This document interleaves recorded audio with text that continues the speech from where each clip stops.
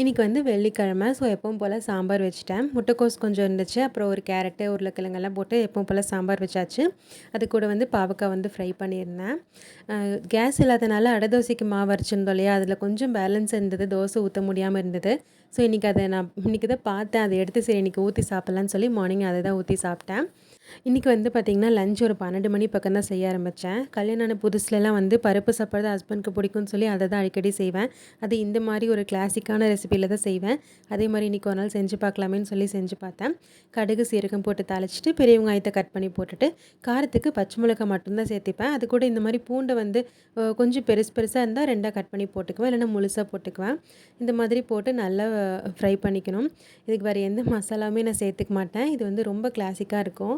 அது கூட ஒரே ஒரு தக்காளி வந்து சேர்த்துக்கிட்டு நல்லா வந்து வதக்கி விட்டுக்கணும். அதுக்கப்புறம் கல்லுப்பும் மஞ்சத்தூளும் போட்டுட்டு மறுபடியும் அதை நல்லா ஓரளவுக்கு பொன்னிறமாக ஆகிற அளவுக்கு நல்லா வதக்கிட்டு நம்ம அரிசியும் பருப்பும் ஊற வச்சுருப்போம் இல்லையா, அதே தண்ணியில் வந்து இந்த மசாலா வந்து அதுக்குள்ளே போட்டுட்டு உப்பு மட்டும் நல்லா கரெக்டாக இருக்கிற மாதிரி செக் பண்ணி பார்த்துக்கோங்க. நல்லா மிக்ஸ் பண்ணி விட்டுட்டு வேணும்னா ஒரு 2 ஸ்பூன் நெய் ஊற்றிக்கலாம். நான் இன்றைக்கி ஊற்றலை. அதுக்கப்புறம் நல்லா கொதி வரும்போது விசில் போட்டுட்டு ஒரு 2 விசில் விட்டு எடுத்தோம்னா நல்லா கிளாசிக்கான ஒரு பருப்பு சாப்பாடு ரெடி ஆகிடும். ஸோ இந்த மாதிரி செஞ்சு சாப்பிட்டு ரொம்ப வருஷம் ஆச்சுன்னு சொல்லி இன்றைக்கி தான் இந்த மாதிரி செஞ்சுருந்தேன். இதுக்கு சைட் டிஷ் பார்த்திங்கன்னா பாவக்காய் வறுவல் இருந்தது. அதுக்கப்புறமா அரிசி வடகமும் கொஞ்சம் இருந்துச்சு. அதுவும் ஃப்ரை பண்ணி வச்சு இன்றைக்கி வந்து லஞ்சை வந்து முடிச்சாச்சு. நீங்கள் இந்த மாதிரி ரொம்ப நல்லா செய்ய மறந்த ரெசிபி ஏதாவது இருக்கான்னு சொல்லி கமெண்ட் பண்ணுங்கள். இந்த வீடியோ பிடிச்சிருந்தா லைக் பண்ணி ஷேர் பண்ணி சேனலை சப்ஸ்கிரைப் பண்ணிக்கோங்க. பாய்.